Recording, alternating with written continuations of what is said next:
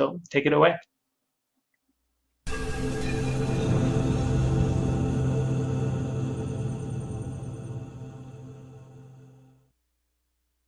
Hi, and thank you for the introduction. My name is Sara Fleeman. I am Director of Business Marketing at United Way of Greater Atlanta. If you're not familiar with United Way, we are an old and global nonprofit that helps communities with things like education, health, homelessness, and income. In this presentation, I'm talking about something that falls outside of my normal day job. We had the Super Bowl come to Atlanta last year, and we decided to take part in it, and we featured one of our programs. We have many programs and many partners. We wanted to bring that program to life, so we thought what better than use one of our technologies like virtual reality. So with that, we sought out different firms, including Futurus, who's on the call with us today. And we're going to talk about what we did to develop this great virtual reality experience, how we brought Character Playbook to life, which is the program that was displayed in the experience, and our challenges and what our takeaways were from it. And now here's Annie Eaton from Futurus. Thank you so much, Sara. I am so excited to be here with all of you today virtually. It's kind of fitting with AWE that we're still able to continue on with this talk while all apart. But I am Annie. I'm from Futurus, a virtual and augmented reality software development company based in Atlanta, Georgia. And we had the pleasure of creating this incredible project with Sara and the rest of the team at United Way of Greater Atlanta.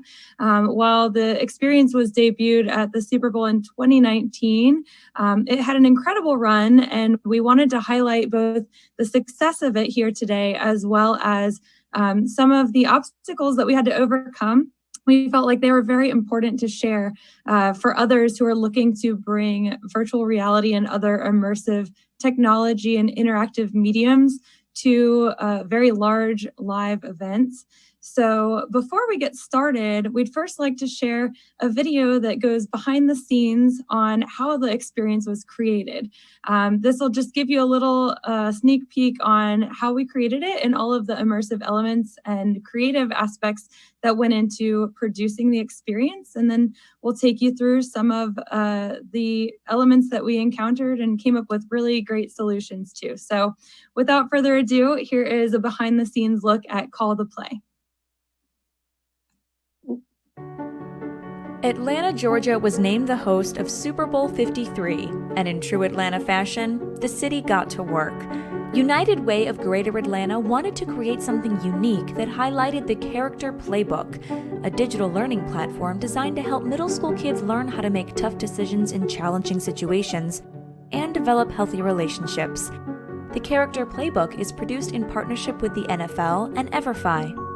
Futurus, an interactive experience studio, joined the production to push this story to another dimension. In virtual reality, the team took past middle school experiences from NFL players Demario Davis and Lorenzo Alexander and weaved their stories into a branching choice-based narrative.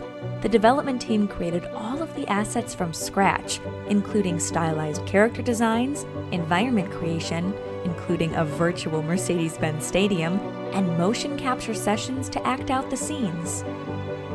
The virtual reality production team implemented state-of-the-art volumetric capture in partnership with Georgia State University's Creative Media Industries Institute. CMII's facilities, one of only 6 of its kind in the world, captured NFL Hall of Famer Jerry Rice, who served as the host of the experience. During the Super Bowl and the events leading up to it, the on-site VR experience was a hit, with kids lining up to call the play, and parents were impressed with the deep, empathetic message wrapped into a creative, immersive world. The wonder and excitement from kids who tried Call the Play proved that this innovative production made an impact.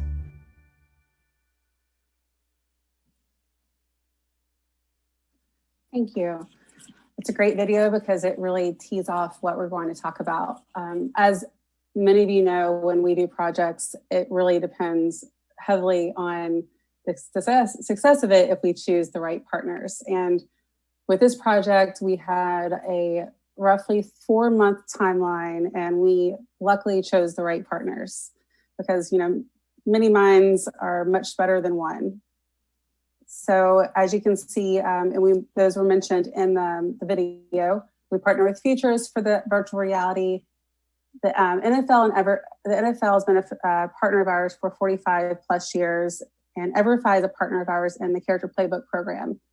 That program is in middle school and high schools across the United States, and it teaches them how to manage their emotions and resolve conflicts. A lot of anti-bullying curriculum, and it's a free program. So in addition, we had On Services, which is a national company, actually international company, that brought the exhibit to life with the hardware and different things, different support pieces.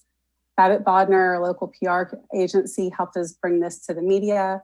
And last but not least, Georgia State University has a great creative media industries institute, and they provided their volumetric capturing studio to us, which was exciting. So we'll show you some photos of that and show you how we incorporate that into our virtual reality experience. And with many projects, with many cooks in the kitchen, there are obstacles. It's one of my favorite sayings, actually, is sometimes there's too many cooks in the kitchen. And here in this, we didn't have too many cooks. We had the right cooks. It was a matter of working together and working the best way we can. And at the end of the day, it was one of the best experiences we've all had. And we're still talking about it a year and a half later. One of the challenges that I had was talent scheduling. We wanted a star-studded experience. We wanted recognizable faces in the experience. We were dealing with their schedules. We were dealing with the NFL season. So communication back and forth with different teams and the players was definitely a challenge, but we made it happen. It was a very stressful time for me because I remember being like on the wire, just, okay, we're Tuesday, we've got him. It's his day off. Let's get the shoot. And then that footage would go over to Futurus to work with. So we overcame that. And another challenge we came was from the wonderful experience we had at Georgia State's Creative Media Industries Institute, or CMII. We had Jerry Rice in person. He was wonderful to work with, and he was our host. So we had him in there with the scripts, introducing what we were doing, and that was great, but we didn't realize how big the files were going to be. So the files, when you're working with volumetric capturing, say 10 hours to process 60 seconds. So just think about how long that took. So we had an abundance of footage. We had 3 hours of footage. We had to figure out which takes we were going to keep, and it took all that time to process all the files. So that was interesting, but we learned a lot. We had Demario Davis from the Saints and Lorenzo Alexander imported into the portals. We worked with their team's videography departments to shoot them remotely. And we had our internal writer on staff call each one of the players and hear their personal stories of when they were kids.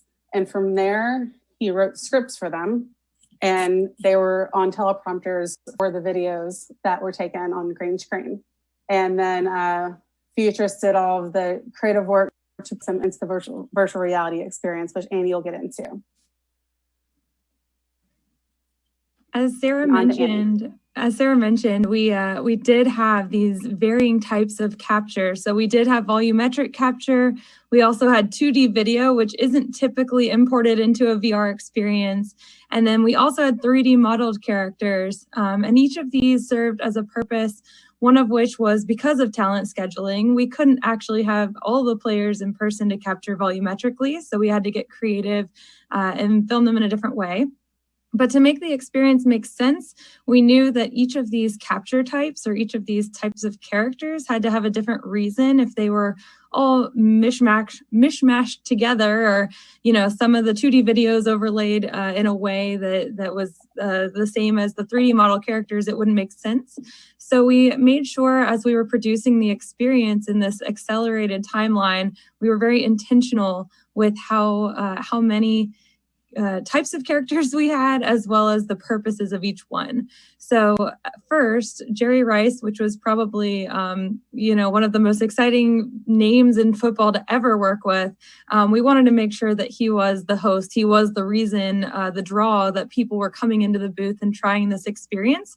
So we were excited to be able to highlight him in such a realistic looking way. As you saw in the pictures in the previous slides, it really is like a giant 360 floor to ceiling room of green screens, and to be able to capture someone as a 3D model of themselves is really incredible. I can't wait to see more and more experiences utilize that technology.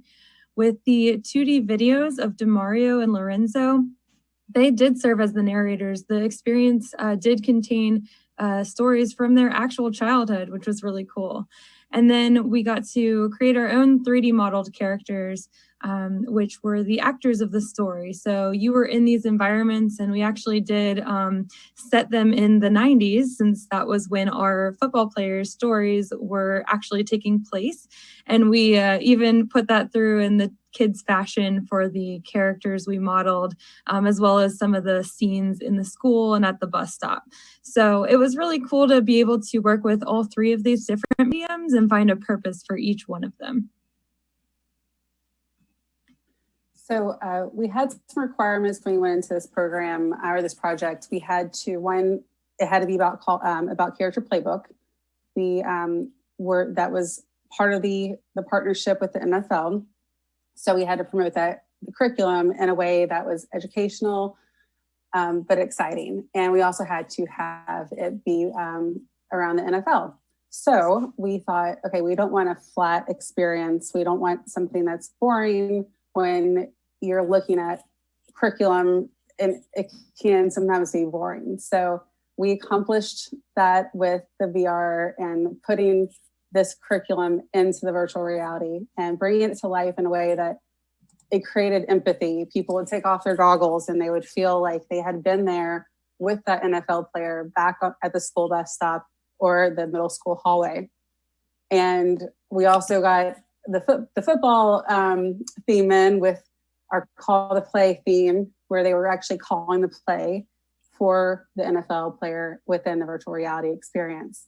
So as you can see here, our beautiful booth, and we had a photo booth inside where you could place your photos within next to the Super Bowl players. The players from the Patriots were in there, and we had screens that were touchscreen that were actually multi-taction screens that were for people waiting in line. They could learn about United Way.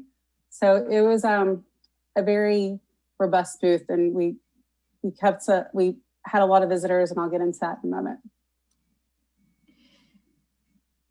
And I'm Annie.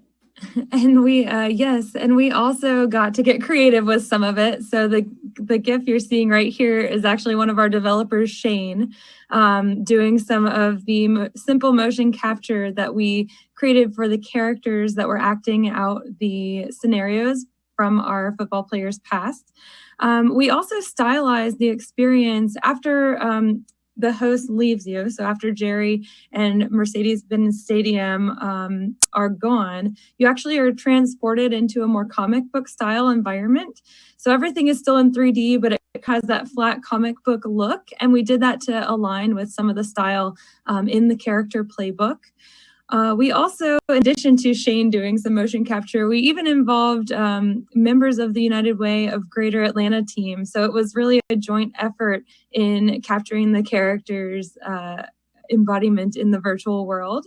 And then we also added some additional immersive elements to make the story a little bit larger than life. So where you can add things that perhaps you don't experience in a movie or on a website. So when a character got really angry, the entire environment around you turned red, as the narrator said, and then my blood boiled.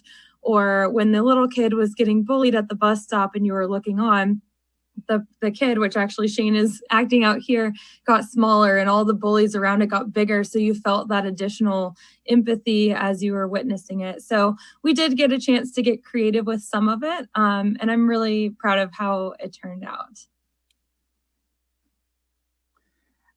And last, as someone in marketing, I'm always asked to report on metrics, and everyone loves good metrics, right? It's what our leadership wants to see.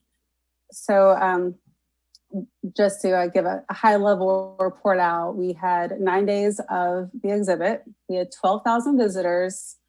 From those 12,000, we had 3,600 new Greater Atlanta contacts, people that we remained in contact with through an email campaign, and we had really high click rates and open rates from those 3,600. We had 480,000 social media impressions over the 9 days. And keep in mind, we are a Greater Atlanta nonprofit, and we are the largest United Way chapter in the United States, but still for nonprofit numbers, that's very high. And we had 15 players and legends, which are retired NFL players, come by the booth.